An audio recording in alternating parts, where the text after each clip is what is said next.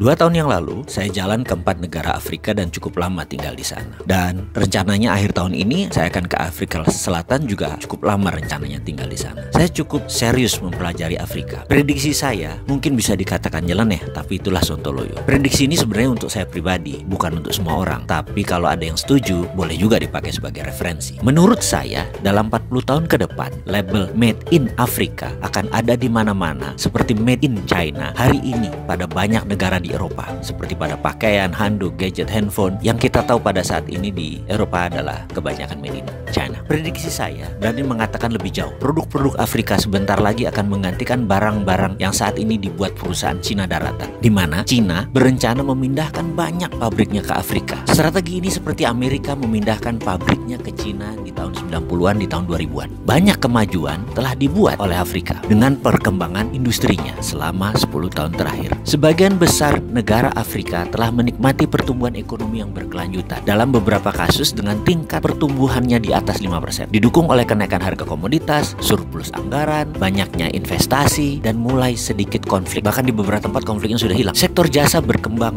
di seluruh benua Afrika. Sementara boomingnya telekomunikasi didorong juga oleh penggunaan ponsel. Penetrasi internet sangat berperan untuk majunya Afrika, terutama yang paling utama adalah sektor layanan keuangan, sangat dinamis. Benar ada fakta bahwa 28 negara termiskin di dunia berada di Afrika. Setengah dari penduduknya hidup dalam kemiskinan tanpa akses hak asasi manusia dasar seperti makanan, air bersih, dan perumahan. Sementara 2 dari 5 orang di Afrika masih buta huruf. Pertumbuhan ekonomi produk domestik bruto per kapitanya hanya 1.770, sekitar seperempat dari negara Asia. Transformasi berkelanjutan membutuhkan pendekatan baru yang radikal. Itulah idenya Cina membangun Afrika. Tentunya untuk kepentingan Cina. Sudah ada 23 negara yang diikat dengan One Belt One Road-nya China. Mengapa Cina membangun Afrika? Cina meniru persis apa cara Amerika menyedot aset nasional Cina, yaitu tenaga kerja terampil di tahun 90-an. Namun strategi Cina di Afrika lebih sakti lagi, karena strategi pendanaan obornya bisa mengikat sebuah negara dalam jangka panjang. Amerika kala itu lupa mengikat, jadi lepaslah Cina. Dan Cina tidak akan lakukan itu di Afrika. Cina akan lebih dalam memegang Afrika. Bagaimana cara Cina membangun Afrika?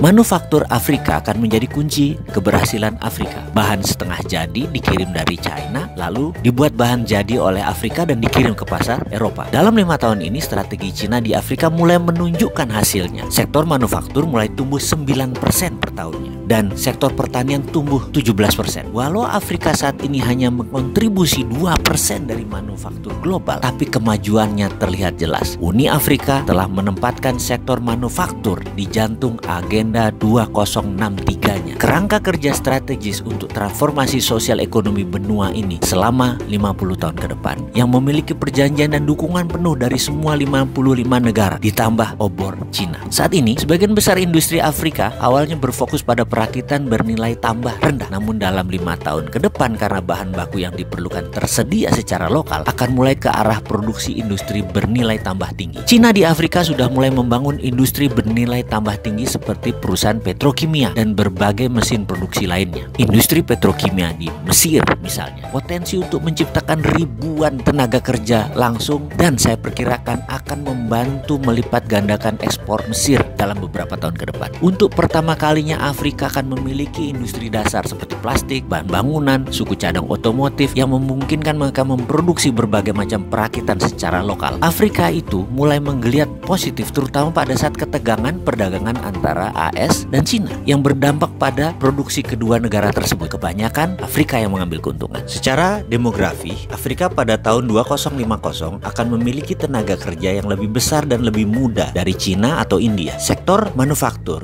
dikembangkan Made in Afrika akan mencapai Eropa lebih cepat karena terjauh jaraknya hanya 10 hari dari Eropa melalui laut. Jika diproduksi di Cina, akan memakan waktu perjalanan lebih dari 40 hari untuk barang tiba. Cina dirugikan sejak awal karena jarak. Karena itu Cina serius membangun Afrika untuk berdagang. Kalau Indonesia, kemana grand plan-nya? Maaf nih ya, menanya.